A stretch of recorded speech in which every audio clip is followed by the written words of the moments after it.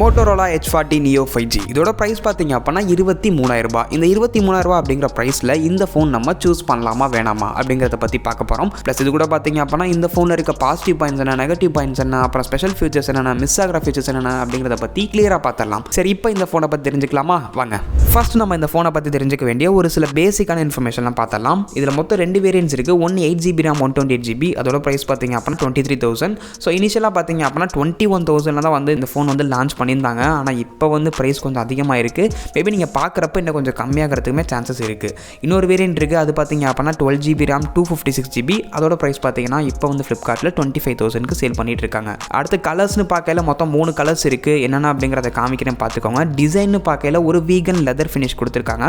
பார்க்குறதுக்கு நல்லா சிம்பிளாக லுக்காகவுமே இருக்குது. வெயிட்னு பார்க்கல இந்த ஃபோனில் பார்த்தீங்க அப்படின்னா 172 கிராம்ஸ் தான் கொடுத்துருக்காங்க. பரவாயில்லையே. ஓஎஸ்னு பார்க்கல எப்பயும் போல் மோட்டோவில் நம்ம பார்க்குற மாதிரி தான் ஸ்டாக் ஆண்ட்ராய்ட் கொடுத்துருப்பாங்க. இது பேஸ்ட் ஆன் ஆண்ட்ராய்ட் 13. ஸோ இதை பற்றி சொல்லணும் அப்படின்னா இந்த ப்ளோட்வேர்ஸ், இந்த ஆடு, இந்த மாதிரி விஷயங்கள்லாம் இருக்காது. ஓஎஸை பொறுத்த வரைக்கும் ரொம்ப க்ளீனாகவே இருக்கும். ஸோ அதே மாதிரி அப்டேட்ஸுமே இருக்குமான்னு கேட்டிங்க அப்படின்னா கண்டிப்பாகவே இருக்குது. 2 இயர்ஸுக்கு பார்த்தீங்கன்னா ஓஎஸ் அப்டேட் இருக்குது. அதாச்சும் ஆண்ட்ராய்ட் 14, 15 வரைக்கும் பண்ணிக்கலாம். 3 இயர்ஸுக்கு பார்த்தீங்க அப்படின்னா செக்யூரிட்டி பேட்ச் அப்டேட் கொடுத்துருக்காங்க. இந்த ஃபோனில் சேர் வேல்யூ பார்த்தீங்க அப்படின்னா 1.00 வாட் பர் கேஜி வந்து ஹெட்டுக்கும் 1.23 வாட் பர் கேஜி வந்து பாடிக்குமே கொடுத்துருக்காங்க. இதுவுமே பார்த்தீங்கன்னா நம்ம இந்தியன் லிமிட் கீழே தான் இருக்குது. ஸோ இதுலேயும் எந்த விதமான ப்ராப்ளமும் கிடையாது. ஸோ இதெல்லாம் வந்து ஒரு சில பேசிக் இன்ஃபர்மேஷன் தான். இப்போ இந்த ஃபோனோட ஸ்பெசிஃபிகேஷனை பெஸ்ட் டு வர்ஸ்ட் வரைக்கும் லிஸ்ட் அவுட் பண்ணிடலாம். ஃபர்ஸ்ட் பார்த்தீங்கன்னா டிஸ்பிளே 6.55 இன்ச்சுக்கான ஒரு POLED H டிஸ்பிளே கொடுத்துருக்காங்க. ஒரு கர்வ்டு டிஸ்பிளேவாகவே கொடுத்துருக்காங்க. இந்த பட்ஜெட்டில் பார்த்தீங்க அப்படின்னா நிறைய ஃபோனில் வந்து இந்த கர்வ் டிஸ்பிளே தான் கொடுத்துட்ருக்காங்க. ஸோ இந்த ஃபோனையுமே கொடுத்துருக்காங்க அப்படிங்கிறது ஒரு நல்ல விஷயம் தான். இது கூட பார்த்தீங்க அப்படின்னா HDR10+ சப்போர்ட்டுமே இருக்குது. ஆனால் HDR பிளேபேக் பார்த்தீங்க அப்படின்னா யூடியூப்பில் மட்டும்தான் கிடைக்கும், நெட்ஃப்ளிக்ஸில் கிடைக்காது. இது வழக்கம் போல தான்.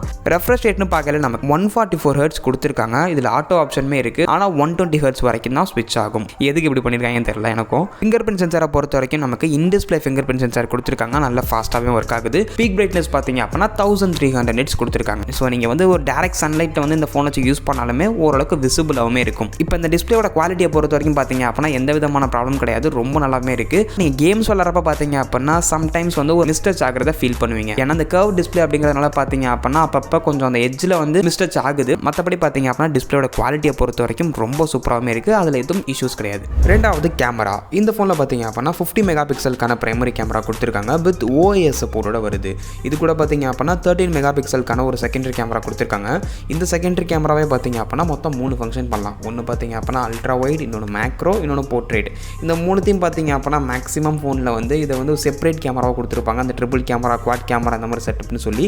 ஸோ இந்த கேமராவில் அந்த 3த்தையுமே வந்து ஒரே கேமராவை கொடுத்துருக்கிறது எனக்கு தெரிஞ்ச வரைக்கும் ஒரு பர்ஃபெக்டான ஒரு விஷயம்னு சொல்லலாம். சரி, இப்போ கேமராவோட குவாலிட்டி எந்த மாதிரி இருக்குன்னு கேட்டிங்க அப்படின்னா அந்த 50 மெகா பிக்சலோட குவாலிட்டி ரொம்ப நல்லாவே இருக்குது. 50 மெகா பிக்சல் எடுக்கிற ஃபோட்டோஸ் வந்து நம்ம ஜூம் பண்ணாலுமே ஓரளவுக்கு பிக்சர் குவாலிட்டி உடையாமல் இருக்குது. அதே மாதிரி லோ லைட்டில் பார்த்தீங்க அப்படின்னா ரொம்ப நல்லா பர்ஃபார்ம் பண்ணுதுன்னு சொல்ல முடியாது. இருந்தாலும் ஓரளவுக்கு நாய்ஸ் இல்லாமல் ஃபோட்டோஸ் வந்து எடுக்க முடியுது.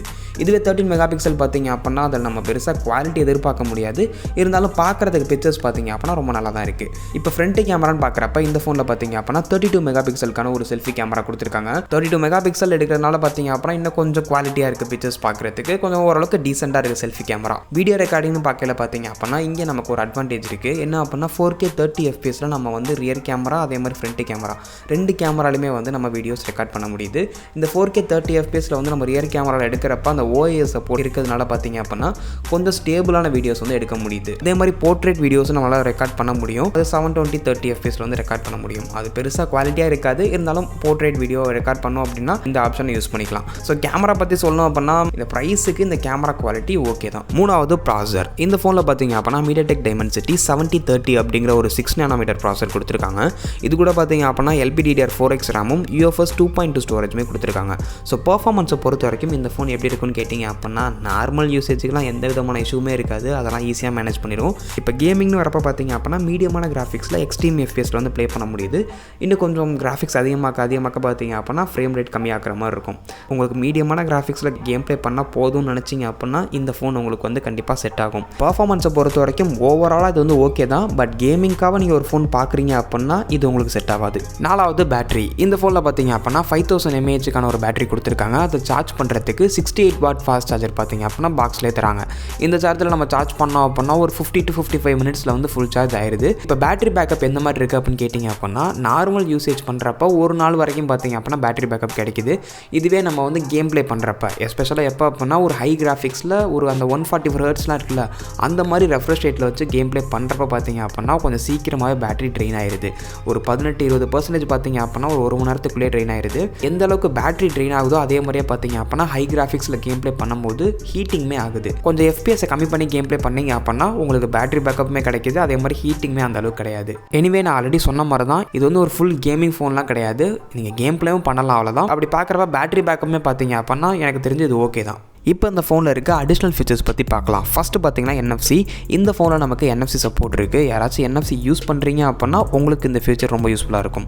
ரெண்டாவது பார்த்தீங்க அப்படின்னா இந்த ஃபோனில் நமக்கு ஸ்டீரியோ ஸ்பீக்கர்ஸ் கொடுத்துருக்காங்க. ஸோ டுவெல் ஸ்பீக்கர்ஸ் இருக்கும். ப்ளஸ் இது கூட பார்த்தீங்க அப்படின்னா டால்பி அட்மாஸ் சப்போர்ட்டோட வருது. அதனால நமக்கு சவுண்ட் குவாலிட்டிஸ் ரொம்ப நல்லாவே இருக்கும். மூணாவது பார்த்தீங்க அப்படின்னா IP68 ரேட்டிங் கொடுத்துருக்காங்க. இதை பற்றி சொல்லணும் அப்படின்னா டக்குன்னு தண்ணிக்குள்ளே எது ஃபோன் விழுந்துருச்சு அப்படின்னா உடனே எடுத்தோம்னா எதுவும் ஆகாது, அவ்வளோதான். இதெல்லாம் ட்ரை பண்ணிலாம் யாரும் பார்த்துறாதீங்க.